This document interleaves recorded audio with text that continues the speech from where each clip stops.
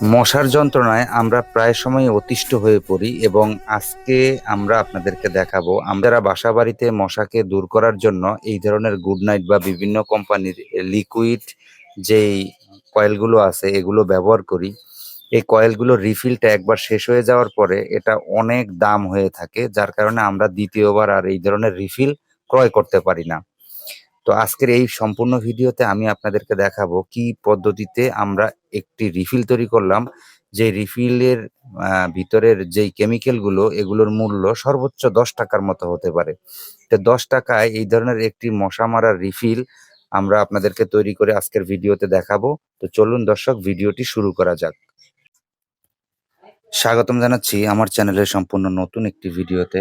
দর্শক, আজকের ভিডিওতে আমি আপনাদেরকে দেখাবো খুব অল্প টাকায় কিভাবে আপনারা মশা মারার রিফিল তৈরি করবেন।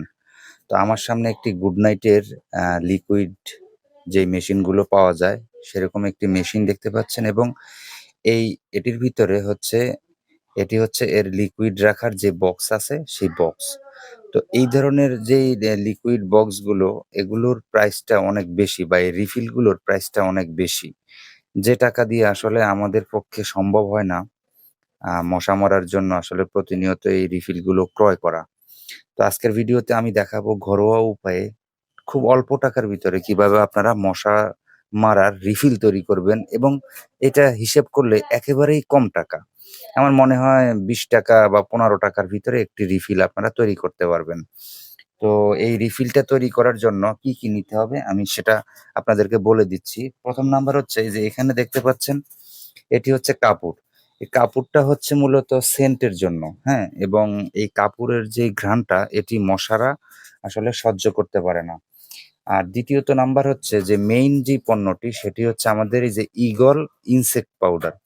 তো এই ঈগল ইনসেক্ট পাউডারটি মশা, মাছি, তারপরে তেলাপোকা, ছারপোকা এগুলো সবকিছুর জন্যই মূলত এই ঈগলের এই কি বলে পাউডারটি ব্যবহার হয়। এটি ২ টি ফরমেটে পাওয়া যায়। একটি ফরমেট হচ্ছে পাউডার ফরমেট এবং অন্য ফরমেটটি হচ্ছে লিকুইড ফরমেট। আপনারা লিকুইডটাও নিতে পারেন। লিকুইডটা নিলে আসলে কোনো কিছু করার দরকার নাই, কোনো কিছু এড করার প্রয়োজন নাই। আর যদি পাউডার ফরমেট হয় তাহলে এই পাউডারের সাথে আপনারা মশা দূর করার জন্য অবশ্যই এটার ভিতরে রয়েছে তারপিন তেল। তো তারপিন তেলটা কি আপনারা কেরোসিন দিতে পারেন, কিন্তু সেক্ষেত্রে কার্যকারিতা বেশি একটা ভালো পাবেন না।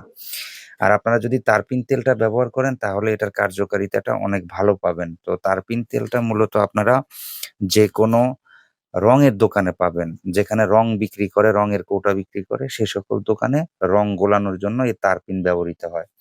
তো সর্বপ্রথম কি করবেন আপনারা, যেহেতু আমরা সাশ্রয়ের জন্য জিনিসটি করছি এবং এটি একেবারেই কম টাকার ভিতরে আমরা তৈরি করতে পারবো, সেহেতু আসলে অনেকের সন্দেহ থাকতে পারে যে আসলে এটি কাজ করবে কিনা বা ঠিকমতো আসলে এটি কাজে আসবে কিনা। আবার অনেকের এমনও থাকতে পারে যেমন এই তারপিন যদি আমি ব্যবহার করি সেক্ষেত্রে আগুন লেগে যাওয়ার সম্ভাবনা আছে কিনা। আসলে এখানে আগুন লেগে যাওয়ার কোনো সম্ভাবনা নাই।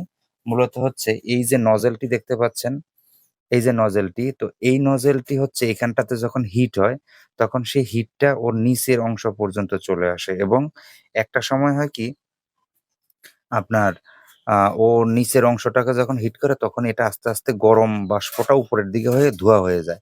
তো এখন আমাদের মূল কাজ হচ্ছে ১ম এ আমরা এই যে এই বোতলের ভিতরে আমরা আমাদের পরিমাণ মতো তারপিন তেল নিয়ে নিবো। তো দেখতে পাচ্ছেন আমরা এই বোতলের ভিতরে এখন একটু তারপিন তেল নিয়ে নিচ্ছি।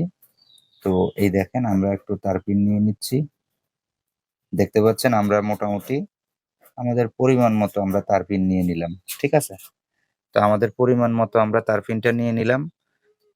এখন আমাদেরকে কি করতে হবে? খুব সিম্পল হিসাব।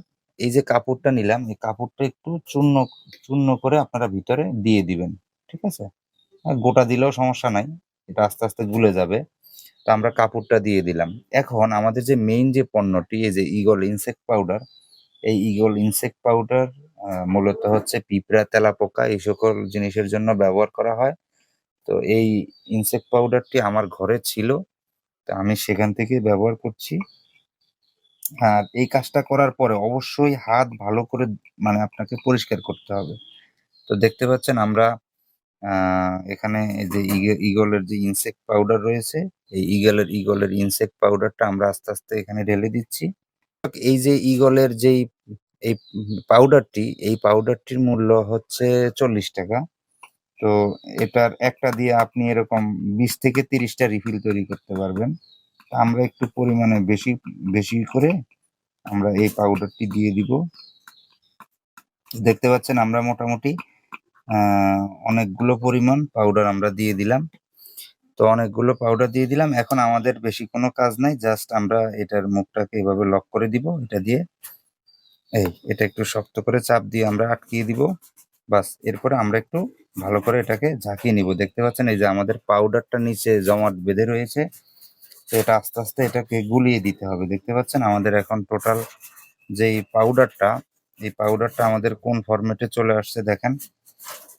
অবশ্যই এই কাজটা করার পরে, যেহেতু এই পাউডারটা একেবারেই বিষ, পাউডারটা ব্যবহার করার পরে অবশ্যই হাত ভালো করে ধুয়ে নিতে হবে আপনাদেরকে। তো আমাদের লিকুইডটা প্রায় তৈরি হয়ে গেছে। এখন আমাদের আর কোনো কাজ নাই এখানে। জাস্ট আমরা লিকুইডটা তৈরি করে নিলাম।